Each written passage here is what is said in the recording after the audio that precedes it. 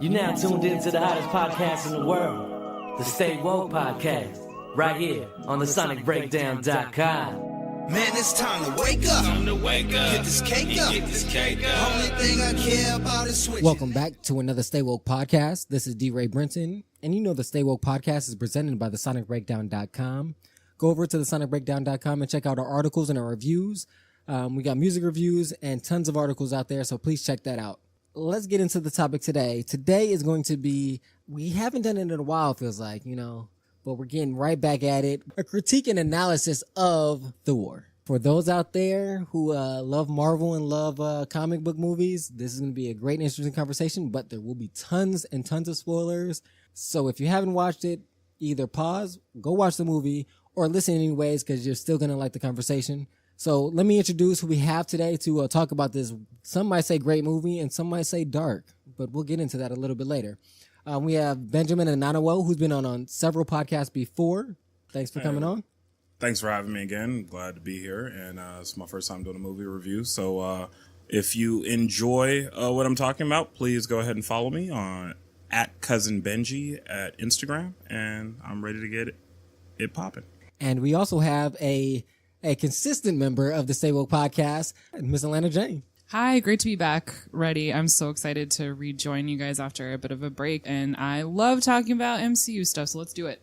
And we have a stable to the movie, comic book, just general podcast, ready. He in the building. Hey, thanks for having me once again. Kind of excited about this one. We're about to see and hear some interesting stuff. Let's go. Let's begin and say, for those who haven't seen the movie or those who are not familiar with the comic, let's give some back history of the movie aspect of the Thor genre, or the Thor series, the Thor collection. The third installment, Thor Ragnarok. Everybody here has seen all of them except Reddy, who has been slacking and didn't see the last installment of the Thor series. Yeah, it was on me. I mean, I missed it, but I'll still give some good insight. But I'm gonna watch it. Just haven't had the time yet. I mean, I don't really blame you if you didn't watch it, just because of the fact that as great as Marvel movies are and the MCU, I enjoy them greatly. Some of the blemishes for inside of the MCU never get talked about. So most people, as much as they discredit films like, say, Justice League and terrible villains like Steppenwolf, I mean, Malekith the Accursed, I mean, is that going on the top 10 list of villains? He was pretty terrible, and Thor 2 was terrible. So I don't blame Reddy for not watching it if he expected Thor Ragnarok to be like Thor 2. However, it was not. Now, wait. I have to definitely agree with you because I had a lot of high hopes for the Dark World, and when I went to go see it, I was really like, this is where you decided to go with the Thor series. Like, there's so much better things could have happened. You could have done this in so many different ways. It could have been better. So yeah, I haven't been like super excited. And better effects too. Shade, no shade. so before we go on to the third installment, let's go over what you like and didn't like about the first installment, and then we'll go to the second one, which we got someone into. Just to quickly go into what you liked about the first installment. Thor, he's been around since The Amazing Tales, created by Jack Kirby, late great Jack Kirby, and Stan Lee. It was a good movie. It introduced some more of the mysticism and the outer worldly stuff into the MCU, because originally all we were getting was Iron Man. You had the typical story. Thor, he's arrogant, gets cast out by his father, has to go ahead and find himself being worthy, eventually goes ahead and picks up his hammer and gets into a nice CGI-laden battle where he doesn't have his powers, does the typical I'm the hero, I'm going to sacrifice myself type of jive, and it was a good film. I enjoyed the first Thor because same point that you were just making, Ben, it introduces some of the mysticism that's missing, especially from the Iron Man subgenre of MCU. But I also just really loved it for this sort of deep Shakespeare level storytelling of like the favored son and the unfavored son and the tension between them, and what does it mean when you discover that you were adopted, which sounds simple on paper, but you could especially with Loki. Tom Hiddleston, you can see so much of that.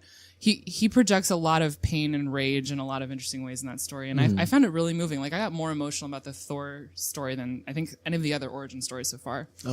I think for a basis of an origin story, it was definitely really good because it literally did introduce. I have to agree with everyone else. I'm not going to repeat that part, but I agree with that concept. But also, it was a good introduction to even the power of Thor, where you hear Thor in almost every kind of concept of, from Greek mythology. People get confused and think Thor's, not a Norseman, So you always hear of these gods of thunder, and it was a good introduction to even that concept where the introduction of higher beings, higher than humans. Because that's all we were saying before, like you said, with Iron Man. But now we're seeing that there is something beyond the regular human being that has multi-levels, which is the only reason we ever got to see the Chitauri. Because, that had to be, he had to be introduced before that. But as well as, the concept of the prodigal son, cast out, you finally get it right and you come back. The problem I always had about the movie is more of how they introduced the concept of the Bifrost. Like, I love who the guy that had Idris Elba, who played Heimdall, but I hated almost all the other basic characters. I would say that like the Warriors 3, I didn't really like them. I didn't feel with them. And even Lady Sif, she had to grow on me. But besides that, the basic structure of the movie I loved, and the introduction of it. For me, I thought Thor, the first Thor was a good movie. I did like the story. I agree basically with everybody here that the story was well written. The introduction of the characters, the development, and the emotional attachment was very strong in that movie. One of the things that I want to move now on to the second movie is that I did agree with you. The villain wasn't good, and I just feel like the writing wasn't as sophisticated and elegant in providing more emotional to carry over, because I felt like they had a lot to carry on that they could have carried on from the first one into the second one, that they missed an opportunity there. That's just how I feel. Go ahead. And yeah, I completely agree about falling down on the second one. Like I think they were banking on how much emotional development they did in the first one, and then they forgot to do any of it in the second one. Mm-hmm. You actually, you still have to push all of those elements of writing in order to make the story good, and I feel that they really did not. And then I just could not get it together to care about Jane being in peril. She's not my favorite. I don't even know what to call her in the MCU, but I was just not caring. She's in mortal peril, and I just don't care. So yeah, I blocked out a bunch of it, except that some of the CGI was, I would say, actually subpar for how much money they had on hand. But yeah, Dark World, nah, sorry. And unequivocally, I have to agree with Miss Jane here. One of the biggest things I was disappointed was the storyline they went with. The whole thing being around Miss Jane, to me, destroyed the concept of Thor. Thor was a god that he wasn't supposed to be this attached. In one movie, you fell absolutely in love with a woman where you destroy your whole god career. Like, the Dark World itself, and even the whole fighting of the Dark Elves, I didn't realize why would that even be a thing to bring in, because it has no connection, and we haven't seen a connection from it since. So they clearly saw it didn't work, as well as it wasn't the best avenue of showing Thor get more powerful. He didn't develop. He stayed the same, like who he was in the first one and who he was at the end of the second one was no difference. So that's why I'm a little bit concerned of who he was in the third one, because if he's the same person, you can never love a character that has no development. Yeah. Well, he definitely develops later on, which I think probably the only takeaway from the Dark World would be when Tom Hiddleston's character Loki dies. That's the one thing that I think sets in motion the character development and the journey for Thor. Dies, quote unquote. Yeah. At least to, once again, using his mischief against his brother. But I just think that was one of the portions of the MCU that fans forget, as this whole, almost Android versus Apple debate between MCU and DC type of movies is started to fester and boil up. People forget Iron Man 2 was horrible. And that had another horrible villain inside of it. Iron Man 3 was also horrible as well. Be honest, Iron Man as a solo act is only going to be good from the first film because. Oh my God, Cap forever! Just real quick. Yeah, and the Captain America movie was dope. Yeah, no, but also Captain America is this fully developed and great character. We really break it down. There was an Iron Man cartoon in the 80s, early 90s. Nobody watched that cartoon. Every second, Tony Stark's suit. Oh, I'm out of batteries. I'm stuck. What can I do? He was terrible. You can tell how good a hero is based on the villain. Yeah. And the villain because the villain is naturally a mirror of the hero. So yeah, it's the antithesis. yeah, Or a good one. It should be. yeah, good one. You know what I'm saying? So as a result, when you have that, the leader is the villain for Tony Stark. And so it's like Tony Stark. There's a reason why before that movie came out, a first edition Iron Man 1 comic that's like perfect mint condition was like going for like $200-$300, like, which in the comic book world, that's nothing. Yeah. Nobody cared about it till Tony Stark reprised the role, and it was great. So yeah, just say that about the Dark World. Yeah, you mean Robert Downey wasn't when good. Robert Downey, yeah, when Robert Downey Jr., which it's like he's now just like how Sam Jackson for many kids is going to be. Is going to be Nick Fury. That you're going to go ahead and associate him with being Tony Stark. Yeah. So now that we've gone through the first and the second movie, I want to begin, instead of just giving your overall depiction of how you felt about the third movie, let's break it down into some sections. I want to first touch on one of the pivotal scenes of, again, spoiler alert, it's out there.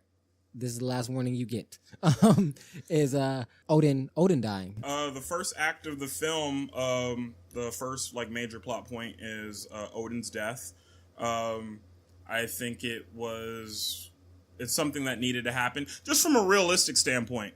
Yeah, it propelled the movie forward. Well, no, I mean like a real standpoint. Oh yeah, the man was old. The fact that Anthony Hopkins is playing him. And oh yeah, there's a reason why Westworld also decided at the end of the first season to, we think that the main character that Anthony Hopkins plays is dead, because I mean he's a national treasure to acting. However, we just don't know how long he's going to be around. We were already having a discussion before we got on air about, how 2017 has been like a rough year. And I mean, we've had a lot go in 2017. Yeah. So you never know with Anthony Hopkins. Hopefully, knocking on wood, he stays around. However, so that needed to happen. First act, Odin dies. I thought it was, the only problem I had with it was it would have been nice to have got a scene with he and Hela talking so that she could have had her displeasure said to her father, because there's also like undertones in a way too as well. If we talk about the prodigal son and about being adopted from the first film, it's also very interesting that Asgard was built on the back of Odin and his daughter Hela, his firstborn. So almost typical of what we see when it comes to patriarchy that just exists in our normal lives and within many cultures, is he could in a way also pass the reins off to his female offspring. Even in this world where she's clearly more powerful than, the other two children. Yeah. But it's interesting that Odin changed and became too much when his daughter, as she said, when Hela was like, he became weak as in a way because I was starting to challenge him. So that, it's once he got a rival, all of a sudden, now he locks her away. I found that was interesting. Think about that as well as, think about how he treated Loki, who was his adopted son, and who was always a trickster doing, quote unquote, bad things. Yeah, he's a mischievous guy.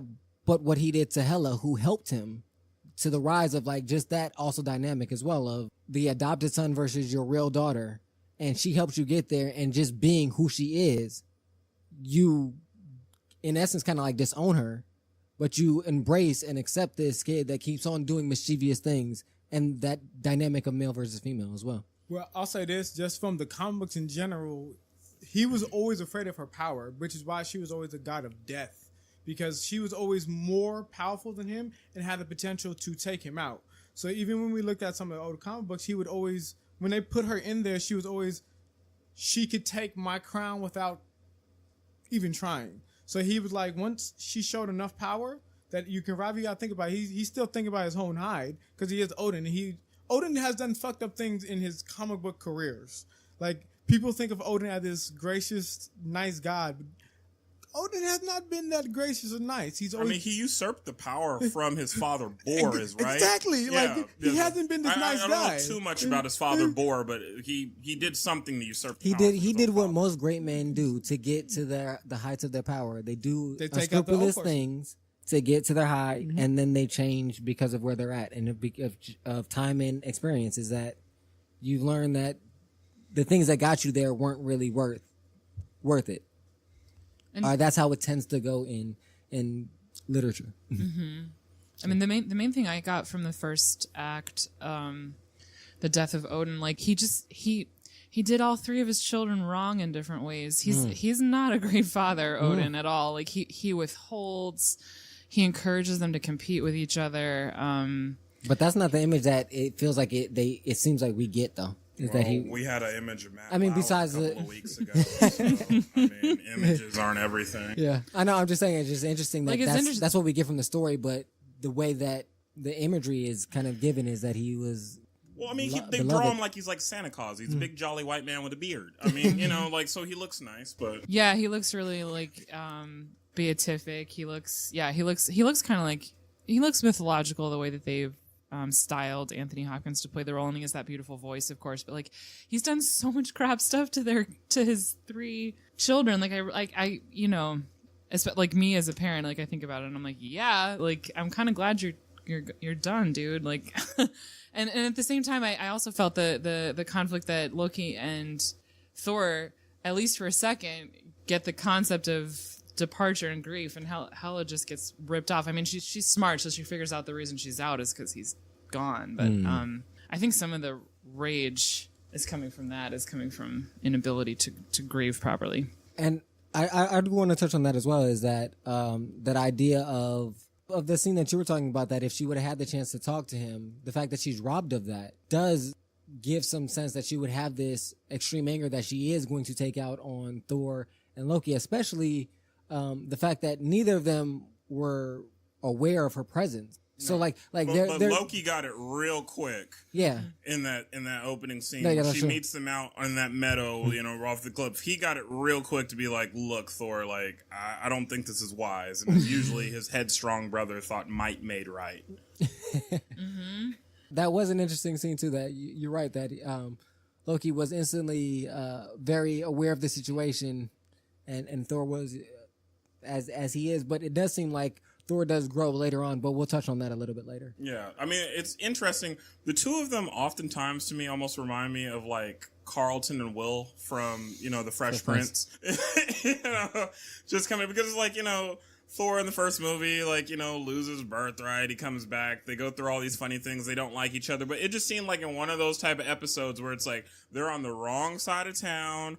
Uncle Phil's not there to save them. It's almost like that episode where they like decide to go into a pool hall and try to, do a little bit of hustling and end up getting hustling. Yeah. Except for Uncle Phil was gone. He couldn't come save their life there. And they were in a whole heaping amount of trouble, like in this movie. Like, if there's one thing, Hela is literally one of the most overpowered. Like, I don't know if people listening to this or those on the panel watch Dragon Ball Super at all, but she's got some Jiren level type power. Like, it's ridiculous how powerful she is.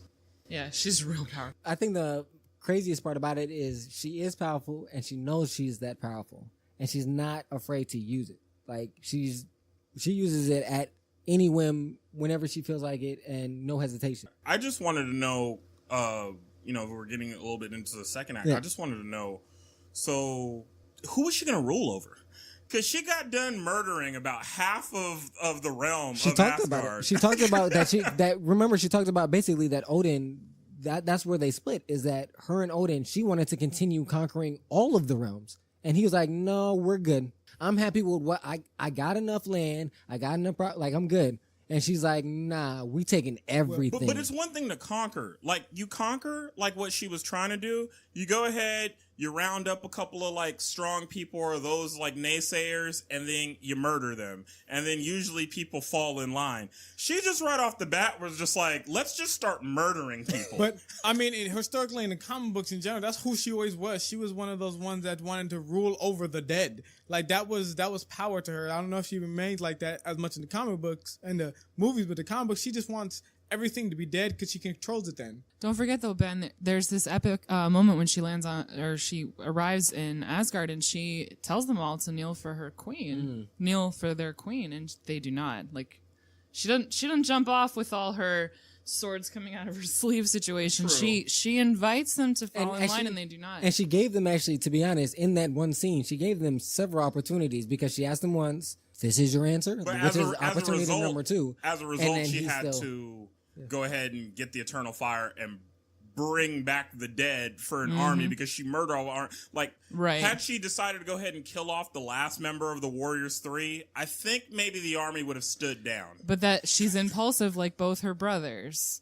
And also that piece, the sort of the I think why she escalates so quickly is she's surprised and then enraged when they won't kneel, and there's that scene of her taking down all the plastered revisionist history shit about how Odin took the 9 realms. Like, she's completely missing from the story, which of course is infuriating and hit me in a political way because part of just a slight sidebar, part of the many reasons, like one of the many important reasons why the US is fucked up is revisionist history. And I could really feel some of her unbelievable rage that these people don't know who she is. They won't kneel because they don't know who she is. Infuriating. Like, I was with her on that. I'm like, Kate, fucking take him down. Did that scene happen after she had got done murdering the army, or was it before? I can't remember. You're talking about the scene of the plaster? Yeah, the plaster. It was after. Because remember, she took them all down, and then her and the executioner. Yeah. They both walked into there, and that's when she's basically breaking down that history to him. Because, like you said, she not exhausted her energy, but her anger was extinguished by killing all the men. And then she was like, he was the only one left, and she's like, well, now since they don't know, you're on my side. You need to know. Yeah. See, that's just where I felt that they missed an opportunity with such a strong villain as a woman. And Kate Blanchett is the actress in this. I just want to throw that out there. Blanchett playing Hela. I felt they just missed an opportunity where it's like, if you just reverse that and you have her first see the revisionist history, which clearly was in the movie also, like, to show that level where it's like, once again, we have always had women and minorities, especially in the Western world, plastered over, just like that wall. With having then this revisionist history where here's the old father right there. I conquered, these folks. I'm benevolent ruler. And she exposes those things. That's where I felt like that then creates the rising action in her to be like, look, kneel. Kneel. You don't kneel. I'm wiping everybody out. Because I just felt they made her too impulsive from the standpoint of, like, she's older. She had more experience. She's, like, governed in, like, the world of, like, death. Like, for her to realize, like, okay, like, I have a strategy. It just seemed like they just made her too impulsive. Maybe that's part of still patriarchal society. Well, yeah, you'd have to ask how many writers were women that were on the because staff. Fair. That's what I'm saying. Because you're right. Because then, to me, it would have made it a lot more moving, especially because, like you said, she gave the last of the 3 the option. He doesn't do it. She kills him. And then she goes, y'all have a scene basically like, y'all don't know who I am. Breaks down the plaster and see that's me. Like, better writing, of course, whatever. And then give them the option, because then at that point, she's saying to you, are you going to follow on this path of male dominance? And you know what I'm saying? Now you know. And if you don't go, then I think it would have been a lot more depth to that scene as well. Because then again, and then to me, that would be the more interesting question was, how do you decide the reaction by those few? Do you have all of them decide that they're going to stick with that? A few, 50-50? Like, what is the ratio that you're going to have of them that say, you know what? I'm going to follow her because she is a beast and she is... I know the real history now, or that goes, I don't care. Because even impulsive Khaleesi went ahead and all she did was burn Randall, Tarly, and Dickon. Because think about, didn't burn everybody. Yeah, think about that, and then just think about in a real political situation. Trump was saying the things that he was saying, and people still voted for him anyways. But they're saying they don't believe in what he was saying. You know what I'm saying? So, like, what would that ratio be? That would be my question that I posed to the panel. And I just want to jump off of what you were saying, Ben, about how many ladies were in the writing room. Answer 0. At least they're screenplay by 3 dudes. They did have, I think they did actually have some tone problems with Hela. They didn't really land on how she was going to be portrayed, because she has some really great humorous moments that Kate kills, but then, like, especially in towards the end of the story, the dialogue for her really takes a dive, in my opinion. Like, it's less compelling. It's like they stopped making jokes with her, but it's like, oh, like, is she sort of a funny villain, or like they kind of moved around a lot with her. And I think maybe did a little bit of a disservice to that character arc by not really settling on a tone. Although she is hilarious when she says that Karl Urban looks like a bright boy, and that's Yeah. you know, So that was a good joke. One of the best in the show. yeah, that was hilarious. And then I guess getting into the meat of the second act is, they're on the Bifrost Bridge. They're trying to stop Hela from, getting to Asgard before, the aforementioned kind of execution that she goes through. And as a result, Thor and Loki are both knocked off the Bifrost, and now we find Thor in basically what is a makeshift World War Hulk, if you're familiar with the comics or with some of the MCU cartoons from the past.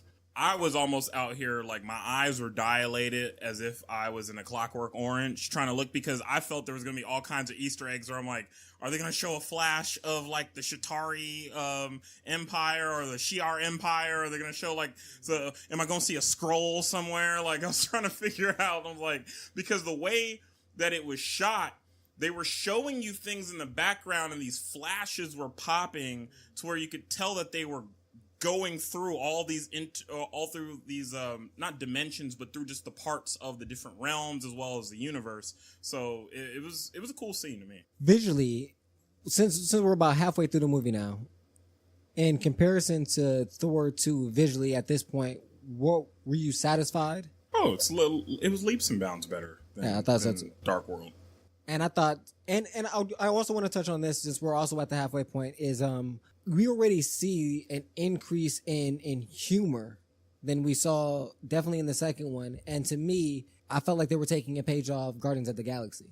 Same. I felt that exact same way. And especially and some of the visuals as well, and some of the way that they were dropping the lines of the humor. It just felt like it was fitting in that pocket or pattern of Guardians of the Galaxy. You felt that way as Sue did well. Reddy didn't over here see it again.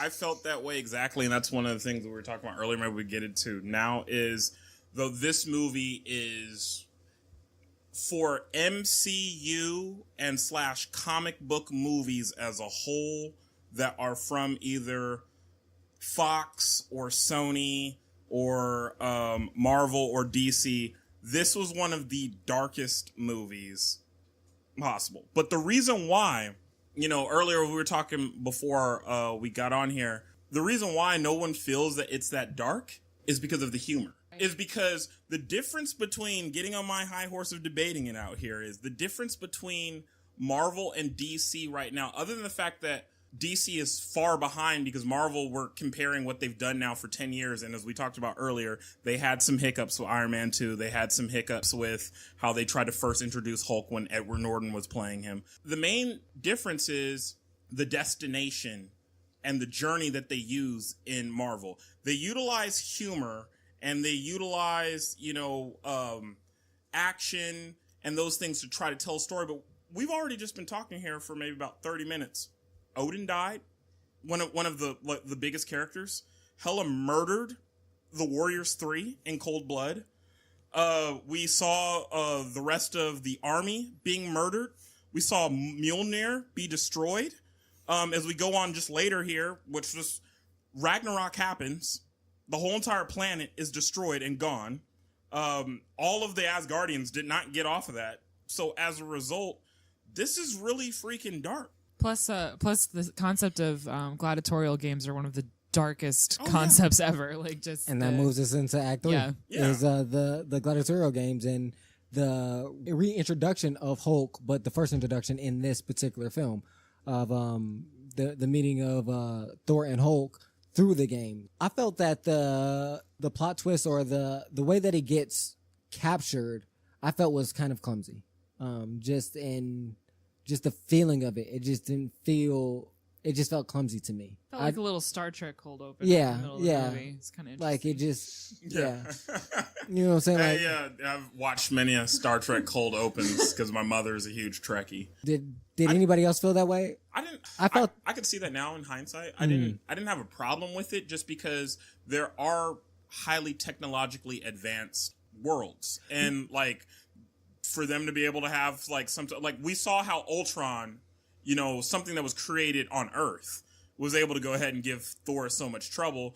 Like, can I suspend disbelief and believe that there's a planet somewhere in the universe that has some type of nanotechnology that could enable a person like Thor? No, see that that doesn't bother me. the part that for me that made it feel clumsy is like the fact that he was almost taken by the others. The Valkyrie, no, I get when he was almost taken by the fake $2 version of the Tatooine people. Exactly, like those moments felt like just like I was like, for real, like that's what I mean. Oh, I was kind of into it actually because it illustrated like take Thor's take Mjolnir away, and Thor had a little crisis of confidence. I think he hasn't yet tapped back into the nature of his power, so he's at a low point. And I think the idea that let's call them garbage collector dudes were able to put him in trouble so easily, like it helped solidify that like he's feeling the loss of the hammer, and like, is he actually in trouble without it? Like for me, as someone who doesn't know the content of the comics, it increased drama for me that he would be in trouble in that way. Yeah, him without Mjolnir almost makes me think about, when I'm just watching a football game and the next thing you know, they go into these commercials where like, are you suffering from ED? Well, because him without his hammer, he's having a little issue. Yeah, he's having an issue out there. He's having some problems. Okay, he needs GlaxoSmithKline to bail him out. What I'm saying is, I felt like that was still captured without. They could have took that part out, got him captured by the Valkyrie, and him having getting beat up and being in that scene where with the Hulk and all that, to me was enough to capture that emotion of I feel helpless without Mjolnir. Without that, to me, that scene didn't add to it for me. So one part I enjoyed is I was instantly fascinated by the character of the Valkyrie. I don't know if she has a different name besides that, but the actress is Tessa Thompson, and I like that because she's able to like drag him up the ramp into the ship, and he's a big dude, so like her being able to drag him when he's passed out, like I'm like, what's going on in there? a drunken state. And I love the fact that she was just drinking like that. So as a person also loves to drink, I'm like, she definitely, like, if you're trying to go ahead and drink with the Valkyrie, like she's gonna drink it. I'm like, who's that? So I liked that as the intro for her too, so it's a nice intro. What did you think about the introduction, the scene of Hulk, the whole relationship that they encompass between Hulk and Thor? Because I thought that was key because we already seen them. Before we get to that, the person that nearly stole the show, which I think the director try to pronounce it correctly, Takia Waititi, who plays Korg and did the Korg voice is for so Korg. good. Korg, part of we saw a cameo of his people in the, I believe, first Thor movie. They're the rock folks that I forgot about that. are from another realm and planet, kind of what seems like a warrior race. They're all like built out of rocks. And they also got a lot more time in the animated version of Planet Hulk. But Korg, awesome. That he's this dude that's only out here like fighting for like workers' rights. Like he was so good. He has so much progressive politics, the Korg character. Also, I was just so into it because he's this huge dude. And the actor's voice is so light. Like he has such a light tone that of New voice. Zealander Kiwi type voice. Plus he's hitting me with the Kiwi, and I thought it was one of the dudes from Flight of the Conchords for a second, and I realized that's because I am profiling all New Zealanders off of two dudes. But like, I'm picturing one of them in my head when I hear him, and then I was just beyond delighted to hear that voice. And then it just like, I didn't know this at the time that I saw the film that it's the director, and I was like, way to use yourself correctly, director, because that was awesome. And I definitely enjoy that. The thing that came to my mind instantly was Mike Tyson. Oh, because the soft voice. The soft voice and the big guy, and it just felt like the earnestness that Korg had. Yeah. Well, like I said, once again, for a person, I had maturations of like wanting to do law at one point in life, and I wanted to do labor law.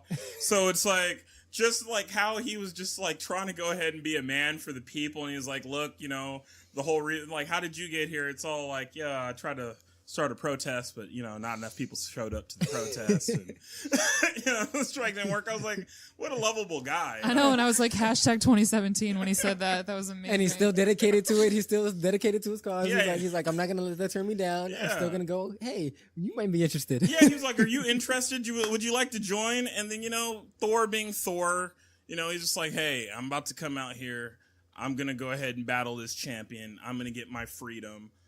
So yeah, as you're talking about, the Hulk pops up, breaks out. Everybody sees it inside the trailers. The hilarious joke, hey, this is a friend from work. Yeah. But what was interesting, which the trailer did a great job, was the trailer made you believe that maybe Hulk was being controlled or was in such a state of a rage that he didn't recognize Thor, didn't know him. But instantly, he knows who Blondie is, and he's just like, oh, okay, well. I don't care. I'm still going to beat you up. Yeah, he's like, I'm still going to beat you up because we've already had all these kind of like, buddy type of like problems of who's the strongest Avenger. So, and that's what I did like is because, and that's what I, again, like more about the Marvel universe than I do about the DC universe, especially when it comes to the films, is the development of the relationship. We already established a strong relationship with Thor and Hulk and how it's, how they're combative with each other, but at the end of the day, it's still out of love. Like they still have love for each other because of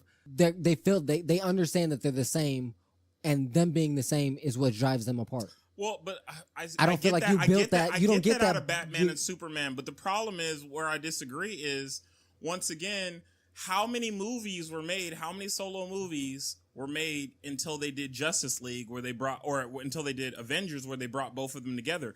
To me, the way I see DC Comics are, because they know they're so far behind, they're using Justice League and these team up movies to progress the story, to then go ahead and fill out the backstory with the solo films. Like Wonder Woman is in my top 10 of all time. That was a very good movie. That's an awesome solo movie. Yes. And it's been a while. Let's just go down the line here. It's been a while since you've had a solo standalone MCU film that's been like absolutely amazing. Like what Marvel does, in my opinion, which DC could stand to do, is DC's movies are made for comic book, in my opinion. Marvel's movies are made for fans of films, but they just so happen to be hero movies because Ant-Man is a heist film. Hold on, Ben. You might as well call Ant-Man. I like Ant-Man though. Hold on, Ben. And I like it too. Did you like Ocean's 11 when it came out? Yeah, I did. So this is a guy with superpowers that's doing Ocean's 11. Pause. I need you to just pause, like they did with the Marvel rewind. like the TV show Marvel Runaways is. We need to rewind a little bit. You said a statement about DC was made for comic book fans. That is absolutely ridiculous, bro. Well, you are just in the minority because I know a lot of other comic book fans that happen to enjoy DC films. I don't enjoy DC films. Most of them, I have a serious. I've said before, like the thing that Marvel does, and I wanted to say this earlier, but I was letting y'all talk for a minute. Marvel always adds levity because when you show mass murder and mass distinction, you can't. If you keep it that serious, people get uncomfortable. We talk about the masses of people and your general concept. When there's a lot of violence, people get uncomfortable. That's why Marvel breaks it up. DC, I'll give them this. They make it more real in that capacity where people gonna die. And it ain't gonna be funny. There ain't gonna be no jokes. Well, Marvel accounts for consequences of those deaths, though. They do. While DC makes it seem like it never happened. Second, the other part I want to say. How? What? How does DC make it seem like it doesn't happen? Well, since the only movie I was gonna say it does. A little bit of spoiler if you haven't seen it, but.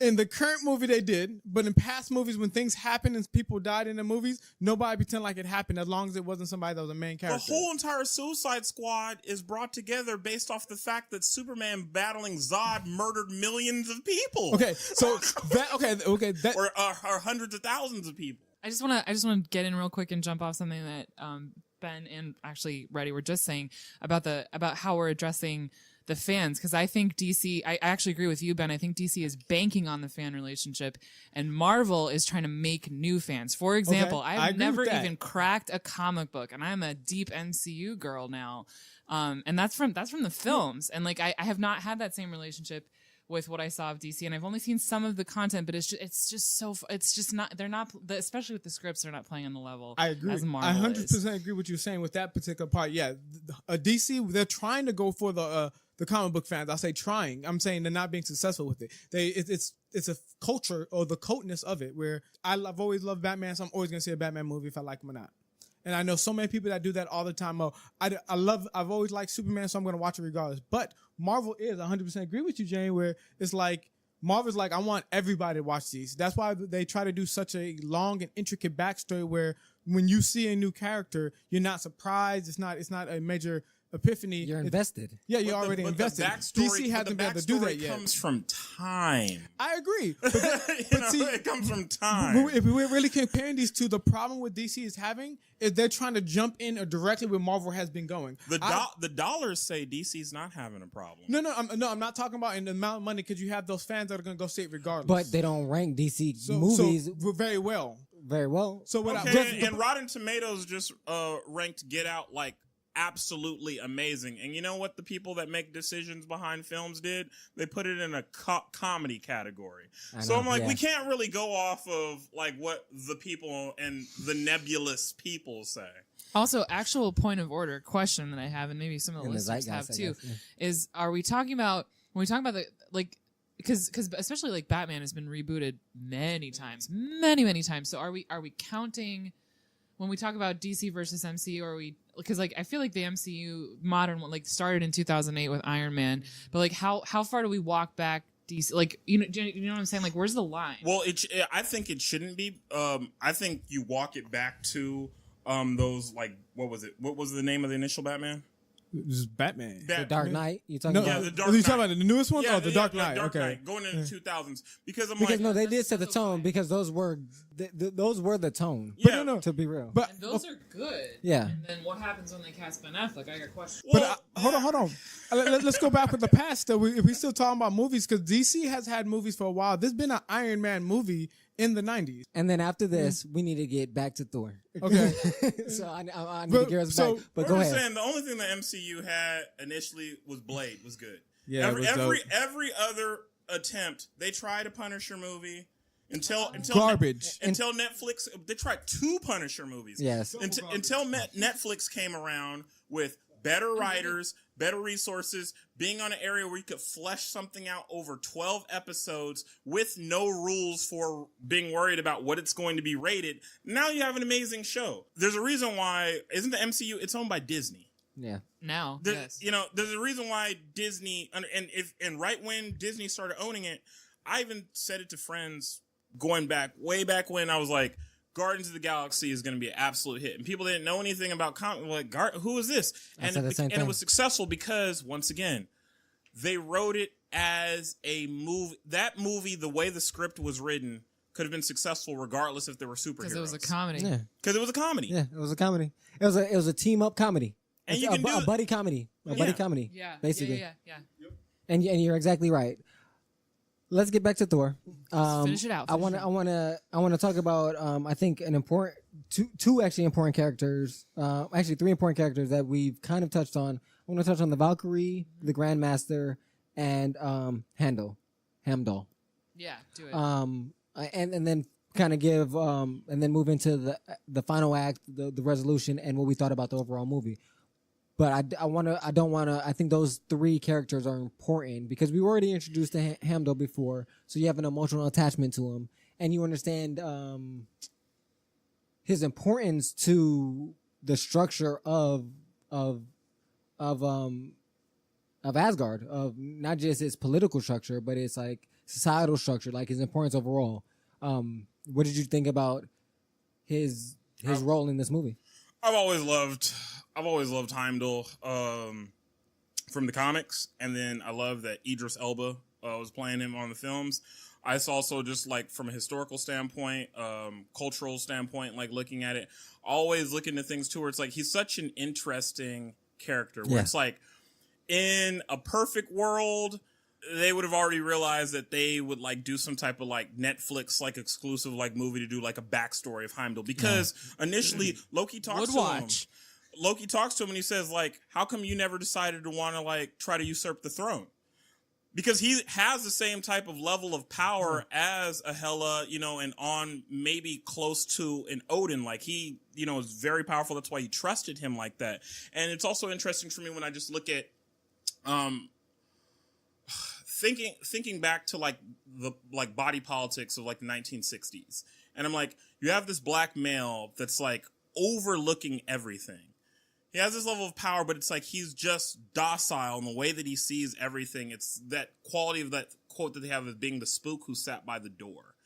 And it's like, it was interesting, like seeing that from that level with like this character that is like powerful enough to overthrow, but not power hungry at all. But not power hungry at all, but also from a standpoint of like, is he that docile to not want it? It reminds me also of the movie, Sidney Poitier, forget the name of the movie, but he's in a movie where he's tied to another man, and they're both criminals. Yeah. And you remember the name of it? No, I know. I remember seeing it with my grandmother. And Sidney Poitier, at the end of the movie, he has the opportunity to go ahead and get away. And he's on the train, and he can make it. And his counterpart that he hated, that, you know, they were just completely against each other, it looks like he's not going to make it, and he jumps off the train. I feel like Heimdall will jump off the train for Odin and for even if they don't owe him anything. And I don't know if I feel proud about Heimdall, or if I'm just all like, damn, I think Heimdall do better. I think you kind of have to be, because not only that, you got to think about this. Heimdall sees all, which means he basically knows all. There's nothing that you can block from Heimdall's eyes. You know, there's always, you know, these little side pockets of magic or something like that happens that block his vision, but he technically sees all realms at all times, all the time. So quick question then inside. Who blinks then when he's watching will watch the Watcher and the Watcher's watching him? I like that. Who blinks? Who's watching? Well, that's what's so they both watching. I like that. Quick question for my dudes who read the comics: Is Heimdall a man of color in the comics? No. See, that was even what the better. big thing was, because in actual Norse mythologies and all the Norse gods were always blonde people, blue eyes. You know, even though they stole some of that from West Africa, because you have Shango, who is the god of thunder. Because I've always enjoyed watching Heimdall, because we call it Asgard in the MCU, but it's kind of like a Valhalla concept. It's a paradise. Yeah. Everyone's peaceful. And I love seeing the Guardian, the rock steady, deeply loyal, unchanging, unflinching. Yeah. And he is there, and he's beautiful. Hi, Idris. But he's a man of color. He's exactly the opposite of a Norse concept of beauty, like Thor. Even in his standards, though, like the thing I've always liked about him, at least in the first two, was that his stature was, I am the man, and like, but it's not like I'm not showing off like I control this. I have this power. I'm more powerful than you think I am, but as well as I'm a merciful person.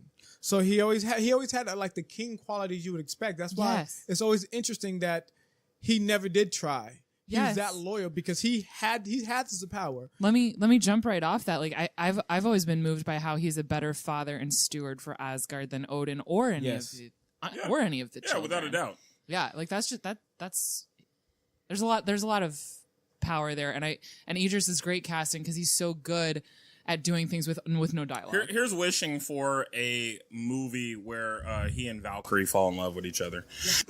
Oh, yes. Where they go on like a solo like adventure. That'd be into awesome. that.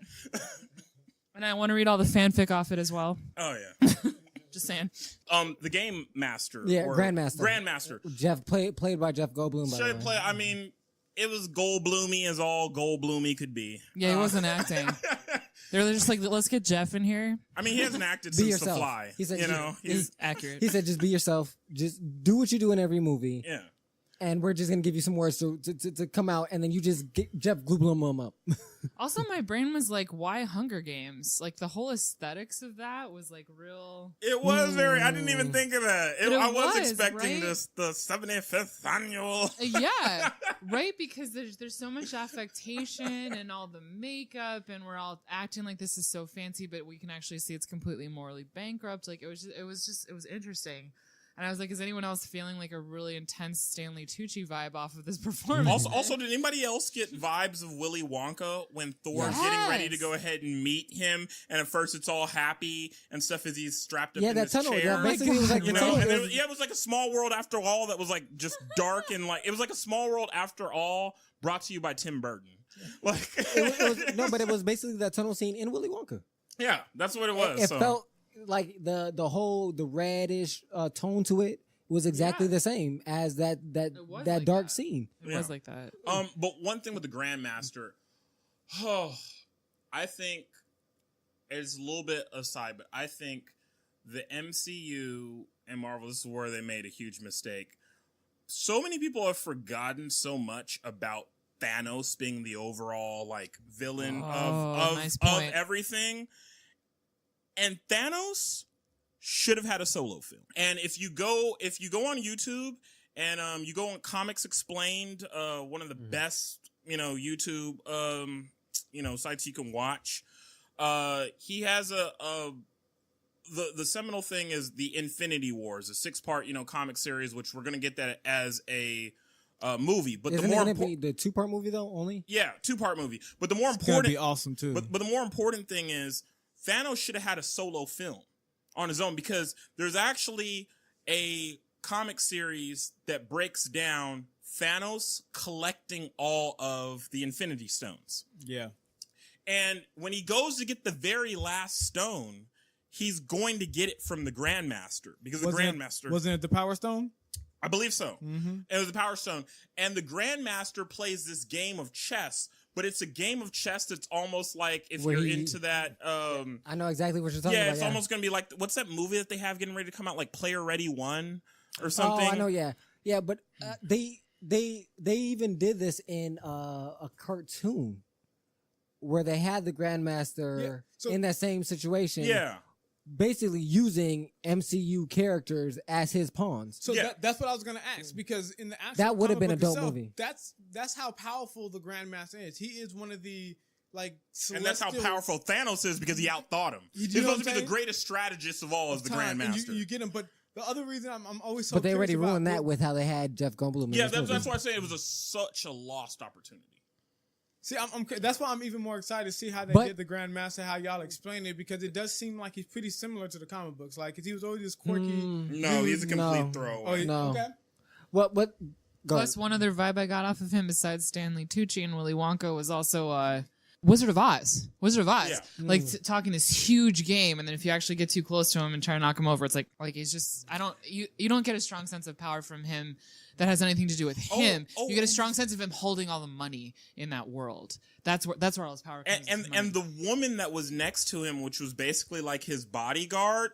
Oh my gosh! If I'm DC, I'm having her reprise or go ahead and do a role for when Darkseid comes through and you have Granny Goodness, because she would play. So there's this character named Granny Goodness, who she looks like, Santa Claus's wife. She looks Straight like Mrs. up. Claus, But just a mean version. Just but straight mean. but she has. No, she's caring for him, but she'll do anything for him. murderously to make sure he's. She's completely evil, and she brainwashes these superpowered type of beings then to basically be like her hounds that she uses. And she's like, the type of like grandmother that would be running a foster home, and you leave, and then all of a sudden like a kid leaves a spoon inside of the sink, and she comes by, and then she just wants to go ahead and tap the kid on his forehead with the spoon, like until a welt just starts going, or beating them with a wet towel, like this like evil type of character. And she just so like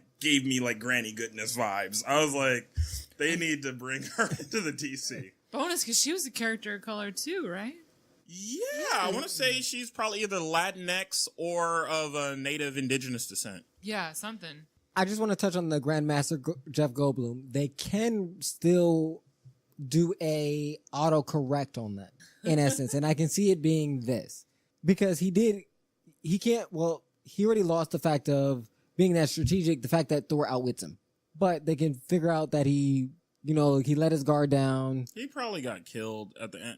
Like they just that's a remember classic. at the end. Remember they say something about the end, and he's like, "Remember, I did this," or like he tries to take credit for. Yeah, but they the whole probably thing. he's such a throwaway character. But that's my thing that makes me mad. I agree with you, because he could have been, because that's the problem that I have with the villains is like they either kill all the villains, and you don't have an emotional connection where you grow with the villain, and that they they learn and the hero learns. But you want kinda, Jeff Goldblum for humor. No, I don't when want, I'm like, yeah. instead, the Grandmaster probably should have been someone like Dustin Hoffman, and it should have been serious and like, you know, just how conniving he is as a profoundly person. That's what I'm saying, unserious. because then you could have kept him going and then you could have had that scene later, like maybe in the first But Infinity they did Wars. that with the best villain that could have been when I was talking about earlier for Iron Man.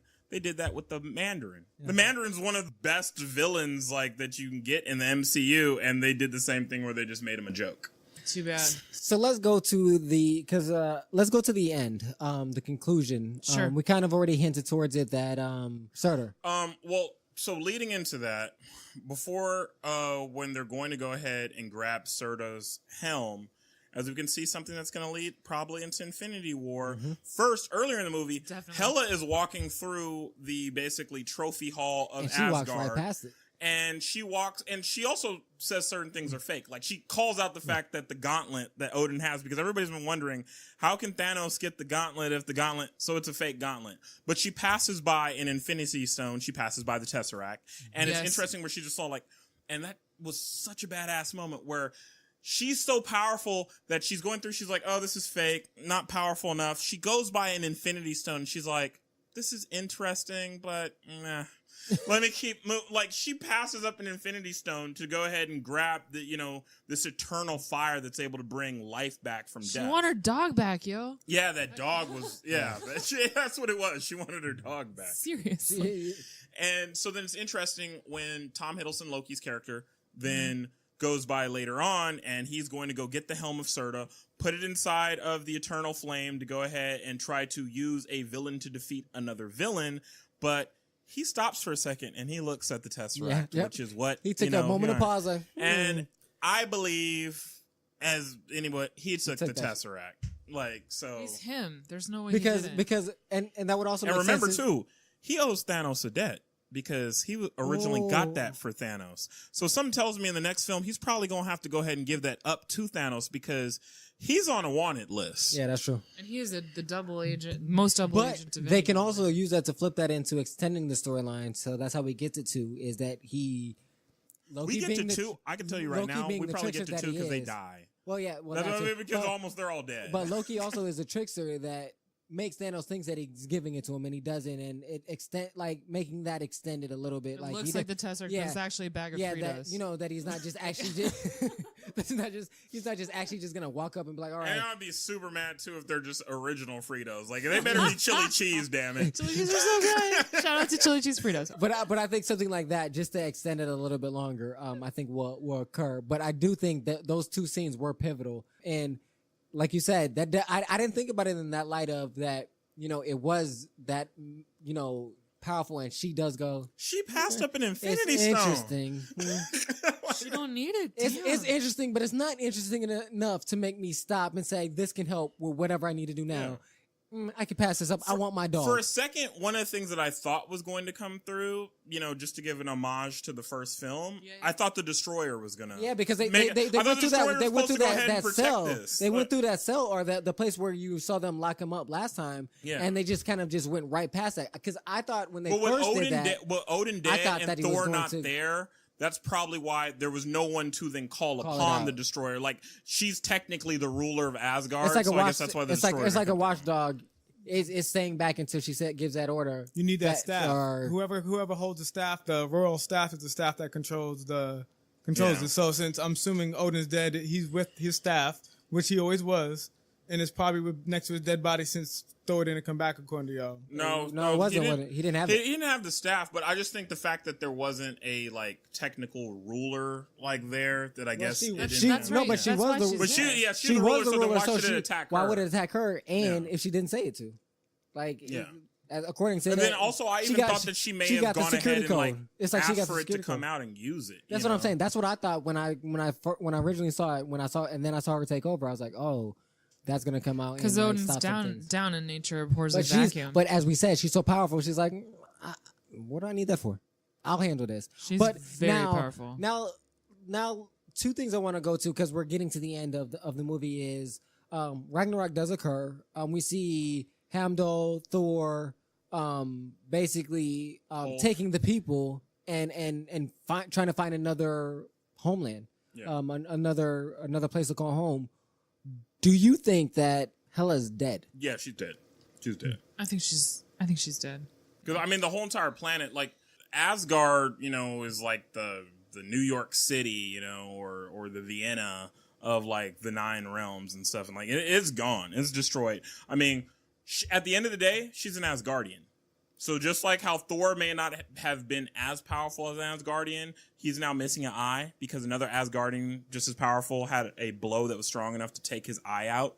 Is gone. She is battling against another god from another realm, Inserta, who's the fire demons, and his sword was as big as like Mount Everest, and like he drove it like into the planet and attacked her. Like she's dead. I think they mutual destruction. Because also too, if she's not dead, you know how bad of a plot point like that is, like and resolution. Because then basically you're saying that they brought back Serta to destroy their home world for nothing. But this is what I'm saying. The reason why I can see it as a flip side as a plot point, because Thor took down Serta so easily. And if she's more powerful, he took down Serta before Serta had what he needed. Like he didn't. Oh, because he needed the flame. That's right. Yeah. That's right. Okay. Because that's what I was going to say is, if he took him down so easily and she's more powerful than him, that wouldn't make sense. But with the internal flame, I guess that gives him more power to be stronger than her. I'll give you one thing on the thing y'all talking about. Hela, according to the comic book, she can never truly die because as the actual ruler of hell, when she gets killed on Asgard or a planet, all she does, it gets locked back in hell. So that's true, in the hell of Asgard. So yeah, and now that Asgard doesn't exist anymore, that doesn't what hell is she going to? That doesn't mean her realm doesn't exist because it was tied to, but it wasn't a part of Asgard. It was actually in another dimension. So what I can see is just being pushed back there and locked off. Where if they wanted to use her as a scapegoat in a future time, they could say she was just trapped in hell. We need to actually go to hell or go talk to her or some shit like that. I think them doing that has made it to where there will not be, unless there's just demand or need for money, I don't think we're going to see another Thor solo movie in quite some time. Probs not. Interestingly enough, the Wikipedia description of the plot says that she is seemingly killed. They had some hugely qualified right there.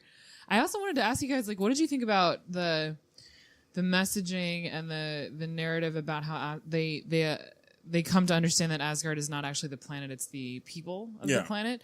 I found I was into that message, and it's an interesting political message, and I think it's coming a lot out of the director because coming from his background, as his father was Maori or Maori. I'm not actually sure how to pronounce that term. Thank you.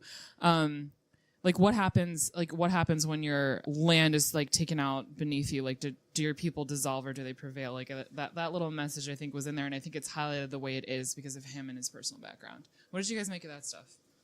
I thought that was pretty profound. I also thought taking it outside of the realistic and political, realm, that it was necessary for the progression of just the character, and because if you kill off his whole entire people, I guess you can just say then he's tied to Earth, in essence, because that's his only other connection.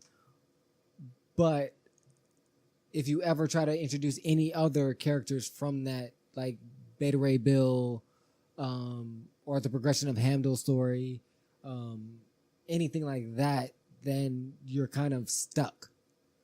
So I kind of felt it was necessary to a certain degree, but I also think there's a lot of other ways that they could have approached it, and I think they did a very well job of executing that to give off that double meaning. And I think it's a good message to put out there, especially in these times. I concur. I concur with D-Ray. I think it was political. I think it definitely holds true that, for many folks of color, if you've lost homelands, if you are a part of that diaspora, it's within you. As long as you're living, then your legacy and your lineage goes on, as long as the information and stories are passed on. Because it can't be just the land, it has to be the culture. And the culture of Asgard will remain as long as an Asgardian remains, because Especially if it's going to go ahead and be Heimdall. Yeah, because we get that with Valkyrie. At the end of the day, she's still an Asgardian, and that's how Thor is able to go ahead and get her to help, is because he appeals to her sensibility. He appeals to her sensibility that at the end of the day, she lost herself fighting for her culture and fighting for the survival of Asgard. Yes. And as a result, she, lost her way, but eventually she came back in order to right those wrongs. Even if it was a selfish reason to see Hela die, it still was something for Asgard, for her being an Asgardian. Heimdall did as much as what he could do, if he could have just fled if he wanted to go ahead and just flee. Right. Like, he has the ability to go ahead and do that. But he took the Sword of the Bifrost. He got as many people as he could, constantly risking his life, because at the end of the day, he's an Asgardian. There were strong, almost, they're not a nation, but, nationalistic ties and cultural ties to Asgard. One more quick point before we are done with Thor, because we're just about done. Yeah. Any thoughts from you two gentlemen about whether the Valkyrie can be read as women who don't know, in quotes, men? Because I was reading some interesting, some people were reading that little, it's like a tacit backstory of that battle that Valkyrie's in before she leaves.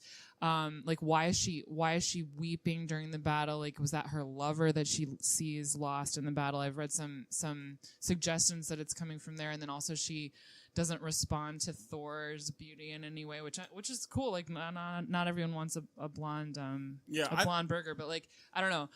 What did you guys make of that? I thought that too for a brief second, just because also that's what had existed in the Roxanne Gay retelling of backstory for Wakanda. And nice. what they were doing, but they're not going to do that in the film, and a lot of folks were really upset about that. And I thought that might be the case, but it seemed like Valkyrie actually had a thing going on with Bruce Banner, she respected more so, because I felt like that vibe where even they're like, I feel like I know you, you know me, like even when Hulk was there, he's all like, oh hey, flying girl or whatever, and it's like I felt that they had something going on. However, the Valkyrie, you're correct in the terms of the Valkyrie are basically the Themyscirians right. of, Asgard, to where they're elite race of Amazonian fighters that are basically put off on this kind of island floating realm that exists in Asgard. Not distracted by dudes. Given the ability to war, be strong, have all those things in order to go ahead and be a great Amazonian woman warrior. And, they do their thing. But I didn't get the vibe. At first, I was even thinking, I was like, oh, the way she's lingering, looking at her, I was like, was that her lover? But then when I saw more of the interaction between her and Hulk, I was like, no, I don't think that's. I was thinking maybe I don't think they they're just lovers either. I think they were making a joke about how what is Hulk like, or what is Banner like when he's Hulk? Can he remember stuff?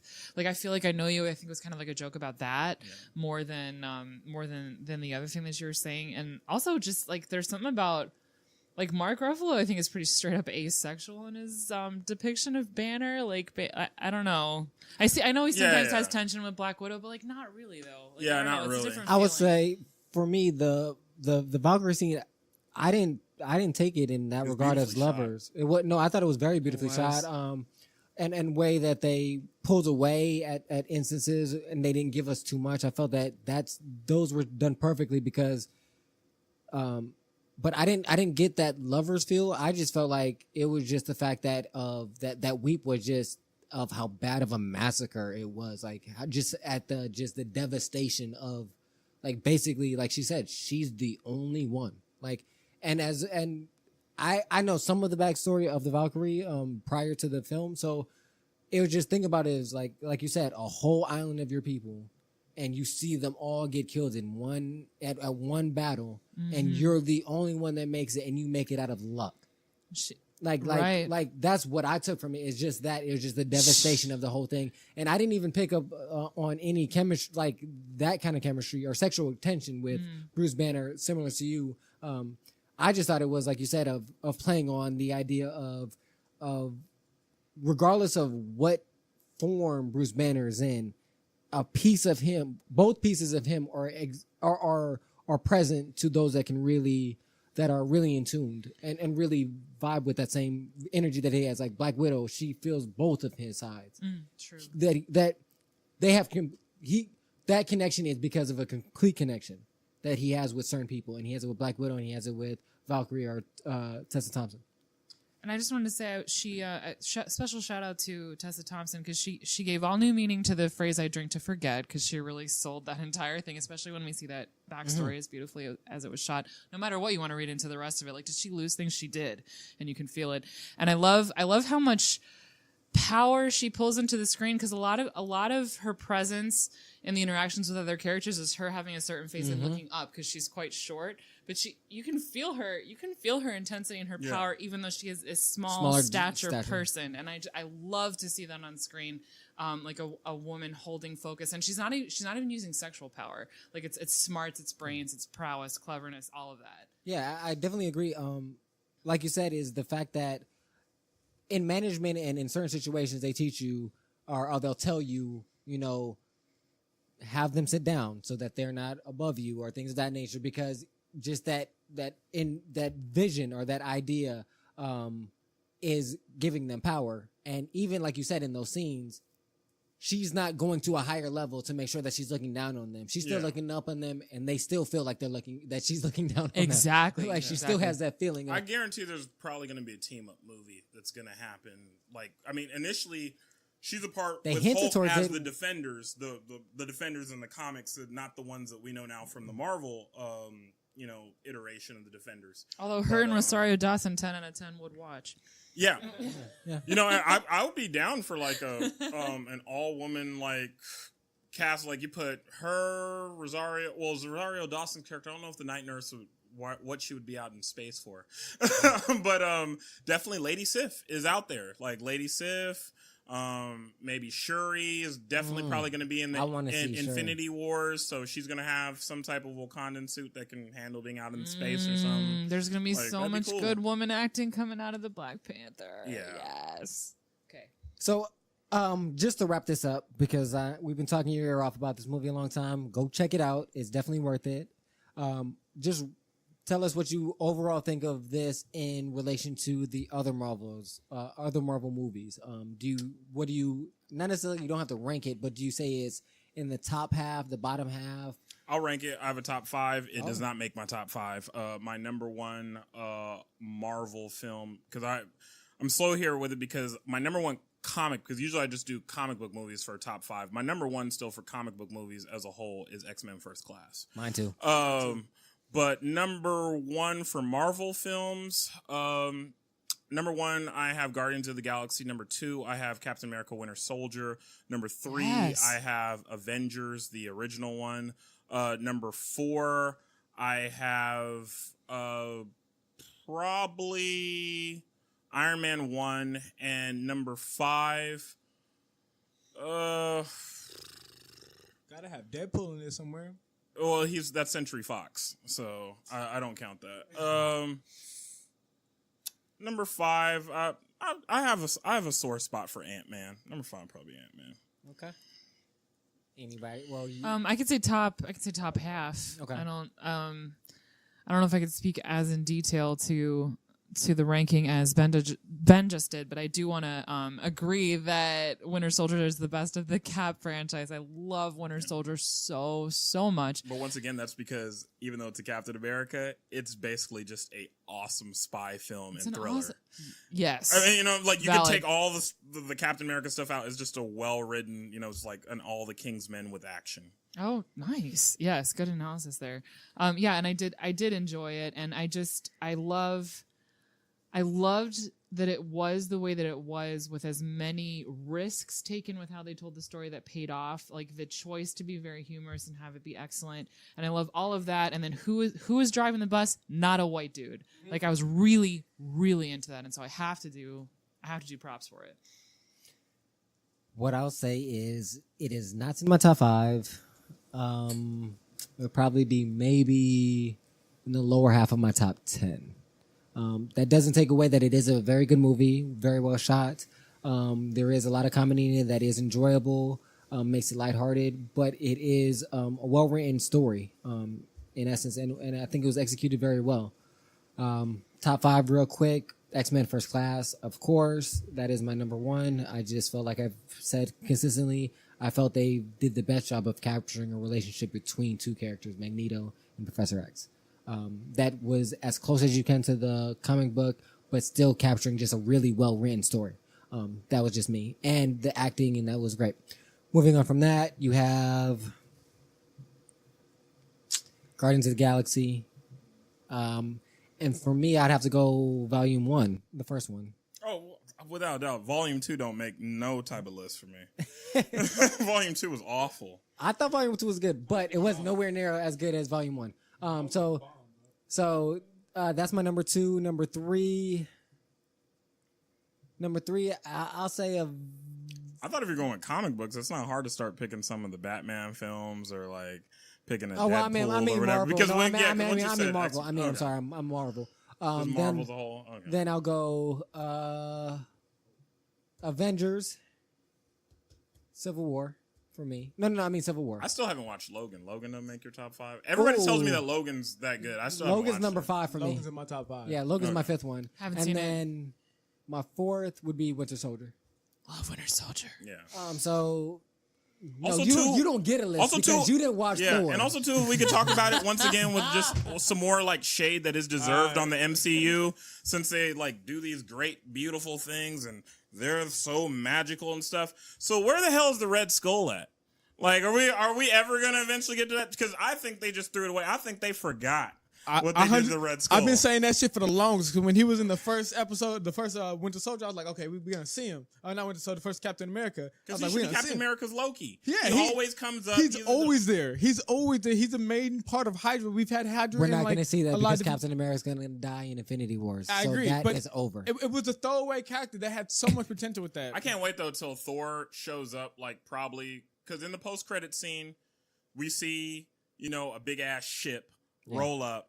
It's most likely Thanos' ship, which I hope not. And that means all the Asgardians are probably going to be that. Looking for the stone because Loki now has it.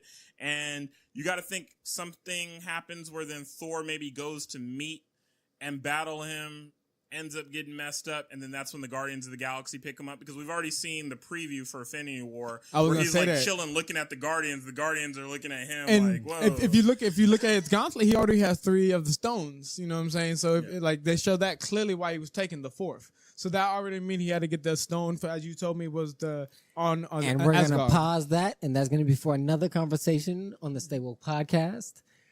I want to say thank you all for coming. Thank you, Benjamin and Ottawa. Definitely go check him out on Instagram under Cousin Benji, as well as on Twitter. We got Reddy, always coming through. And then we got Miss Atlanta Jane. We want to thank you for coming as well. Stay tuned because we will also have another comic book episode coming out for Justice League as well. So check those out. And then eventually we're going to try to get in a Star Wars and a top 10 just comic book or just superhero comic book related list for the year as a whole. So definitely come back and check with us for that. We appreciate you listening to another Stay Woke podcast. Definitely check us out on YouTube as well as SoundCloud. And you know our motto, live, listen to some great music, and above all, love more. And we out.